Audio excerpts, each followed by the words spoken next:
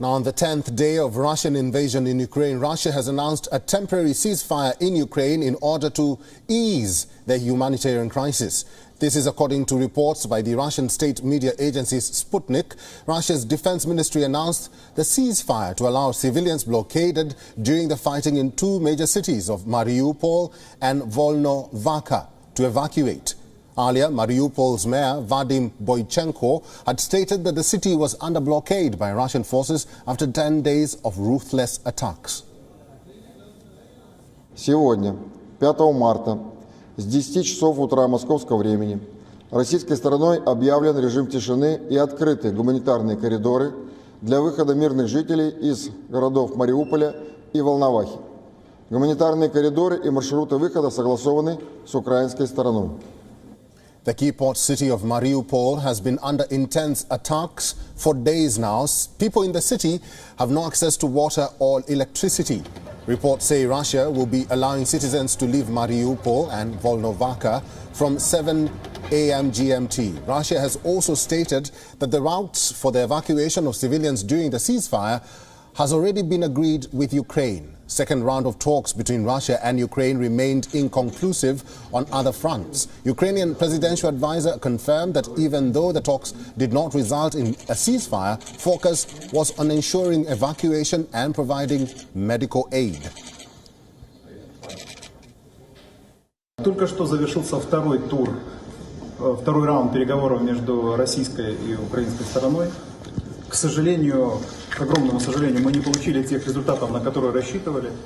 И единственное, что я могу сказать, обсудили достаточно подробно гуманитарный аспект, потому что достаточно много городов сейчас находятся в окружении.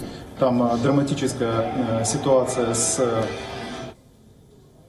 Moscow and Kyiv have now agreed to temporarily halt fighting in selected areas. This includes Mariupol and Volnovakha. 200,000 people are stuck in Mariupol, while 20,000 people are stuck in Volnovakha.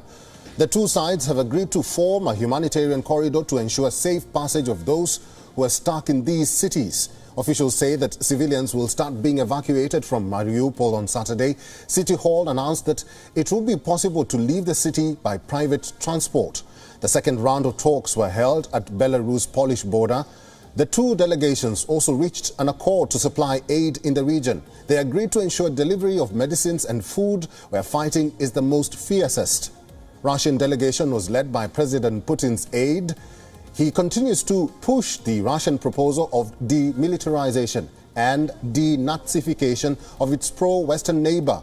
Ukrainian President Volodymyr Zelensky said that talks were the only way forward to ensure end of the war. Ukraine demanded an immediate withdrawal of all Russian forces.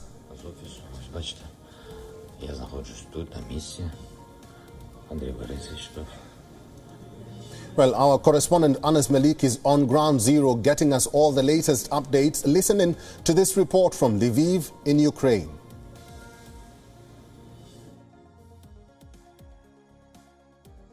Well, Russia has declared a ceasefire for 6 hours starting 6 a.m. GMT. That's 8 a.m. Ukraine time. And this has been done in order to give a safe passage to the citizens of Mariupol. That has been claimed by the Russian Defense Ministry and the Russian media. The Ukrainian side is yet to put out a statement. Mariupol is a strategically important city for Ukraine as well. Its proximity is there with Russia. It's there in the east. It's closer, and what you have to understand is that it's been hit by the conflict quite intensely and immensely. Lots of civilian casualties have been reported over there. Yesterday we saw the last of the television convoys leaving Mariupol. So this has been given as a window by Russia for the citizens, because we understand that they were facing a lot of resistance from the citizens within Mariupol as well. Now, it is pertinent to mention that amidst the reports of President Zelensky Zelensky leaving the country. He's come up with an Instagram video saying that he's there in Kiev, and he is the operations and functions are going as per routine, and that rumors should not be given a heed to. The migration status, the refugee influx that continues. More than 1.2 million people from Ukraine have fled in the past 10 days. They've migrated and sought refuge in other countries in Europe that borders with Ukraine. Anas Malik in Lviv, Ukraine, for WION, World is One.